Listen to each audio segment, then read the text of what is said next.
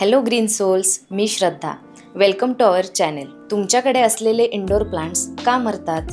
तर तुमच्याकडून प्रत्येक वेळी चुका होतात म्हणूनच मरतात असे नाही, तर त्याचं ॲक्च्युली योग्य प्रोसिजर किंवा स्टेप बाय स्टेप गाईडलाईन तुम्हाला माहीत नसते.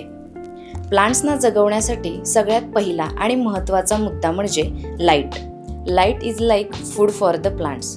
Light is required for the photosynthesis of plants. So जेव्हा तुम्ही चुकीच्या डिरेक्शनमध्ये प्लांट्स ठेवता तेव्हा ते प्रॉपर फोटोसिंथेसिस करू शकत नाहीत. म्हणून त्यांना आपण प्रॉपर लाईटमध्ये ठेवणं गरजेचं आहे. जर तसं केलं नाही तर प्लांटची स्लो डेथ व्हायला लागते. याचाच अर्थ असा की प्लांट्स नेहमी पाण्यामुळेच मरतात असं नाही, तर ते चुकीच्या डिरेक्शनमध्ये ठेवल्याने सुद्धा मरण्याचे चान्सेस असतात. सगळ्याच इंडोर प्लांट्सना लाईट लागते.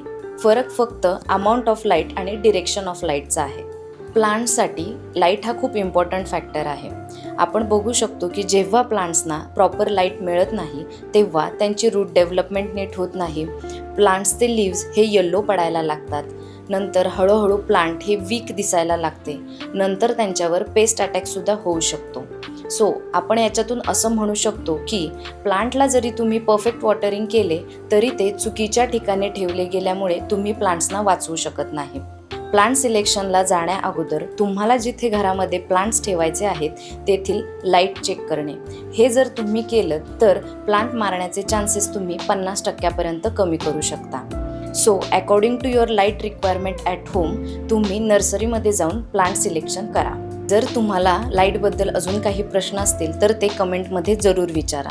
येणाऱ्या व्हिडिओजमध्ये मी त्यांच्यावर उत्तर देण्याचा नक्की प्रयत्न करेन. तोपर्यंत या व्हिडिओला लाईक आणि शेअर आणि माझ्या चॅनलला सबस्क्राईब करायला विसरू नका.